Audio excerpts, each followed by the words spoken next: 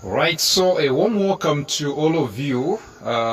Question 2 reads, Figure 2 shows processes of the fate of glucose produced during photosynthesis.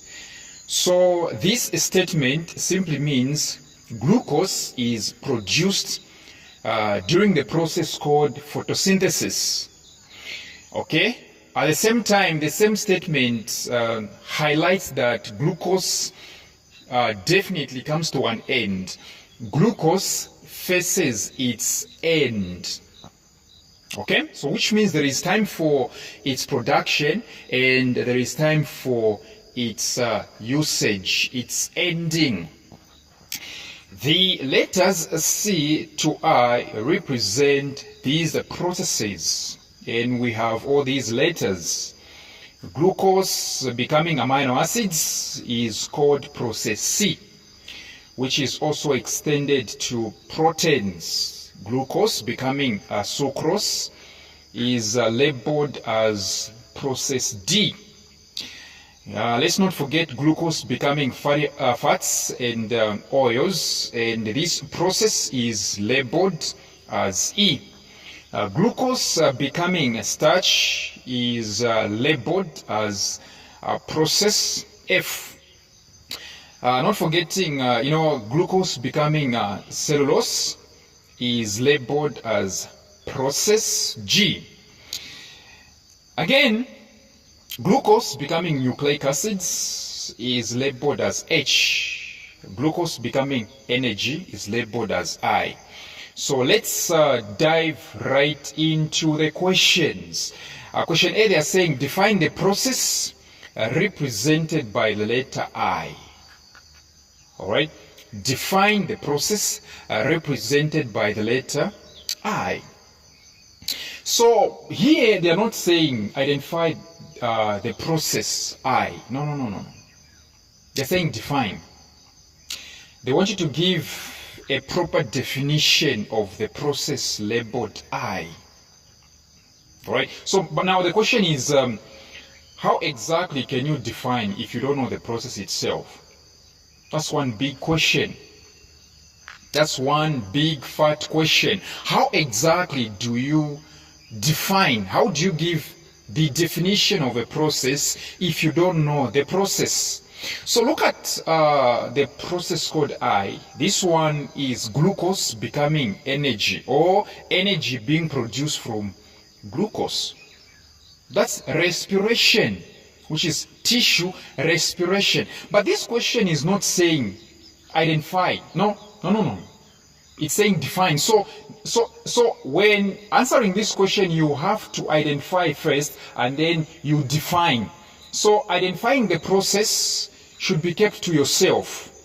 All they want is your definition. So define tissue respiration. Tissue respiration is simply, the process by which, the process of releasing energy from the breaking down of glucose in the mitochondria. This is the process by which energy is released from the breaking down of glucose in mitochondria. True that. B, identify one process in figure 2 which represents A, catabolic process, B, anabolic process. Okay, an anabolic process. So how do you answer this question properly? You have to know what it means by catabolic. Sometimes we say catabolism.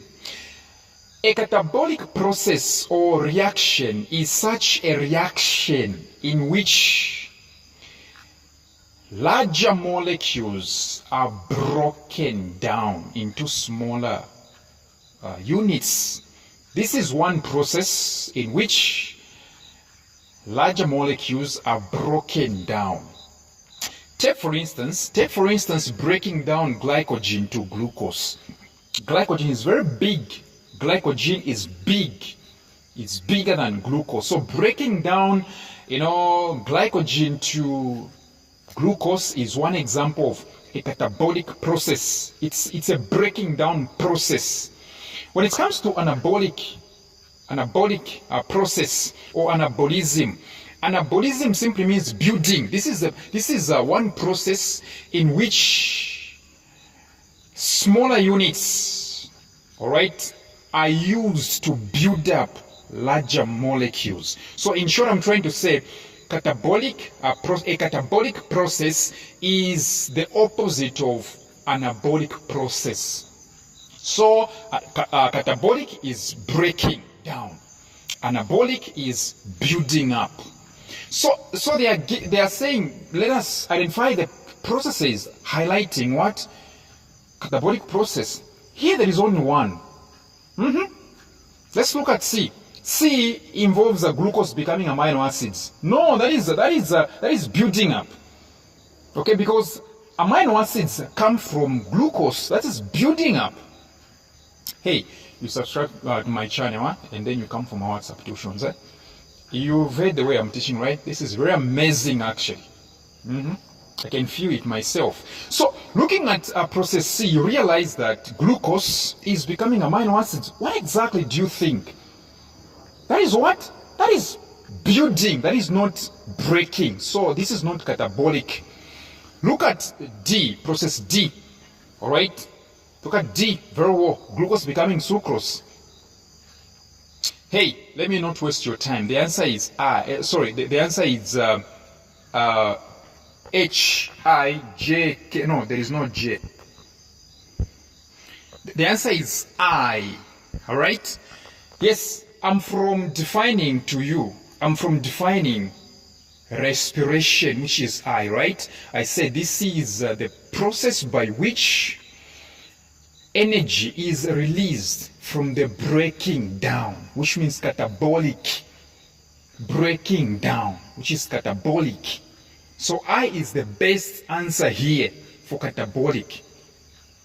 What is a respiration? This is the releasing of what? Energy from the breaking down. Right? From the breaking down.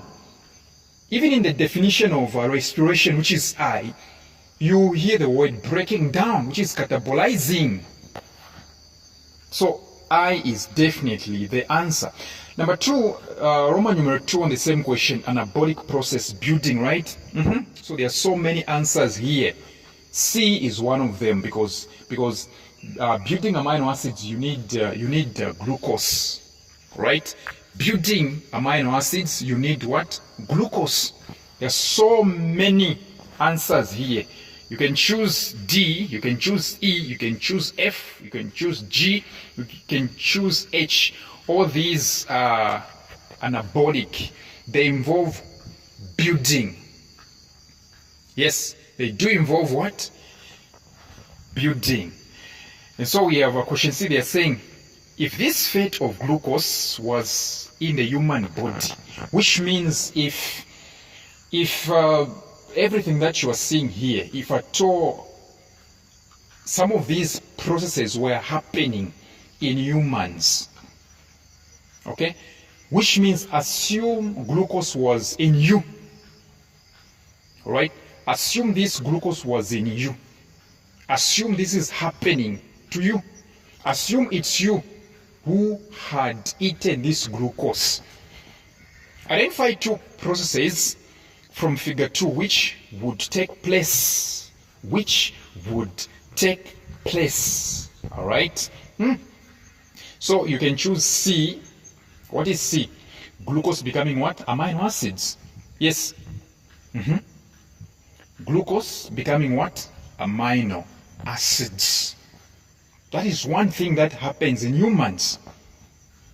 Yes. E. What is E? Glucose becoming fats and oils. You know, there comes a time when glucose is in excess in your body.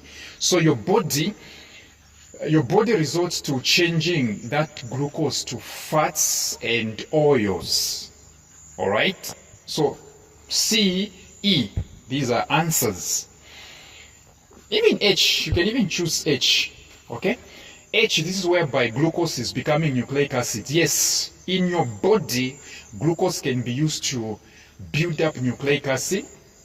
acids, the acids in your nucleus.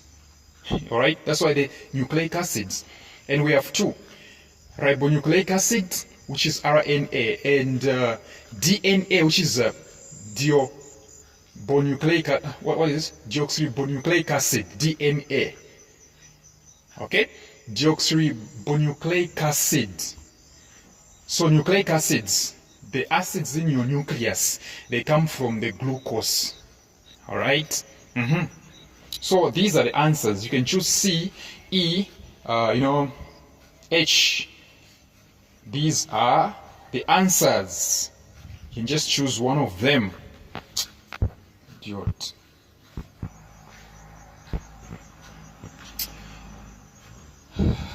Okay, now next, which is a C2, they are saying, state the form in which the glucose would be stored. Okay, which form do you use to store glucose, especially in humans, right? The form is called glycogen. True that. D, name two industrial applications of process I. Name two industrial applications of process I. Process I is what? Respiration. So how is respiration used in industries? Okay, there are so many answers, right? In brewing, all right, in making dairy products, in raw sewage treatment, even in baking. All right, so thank you very much for your time.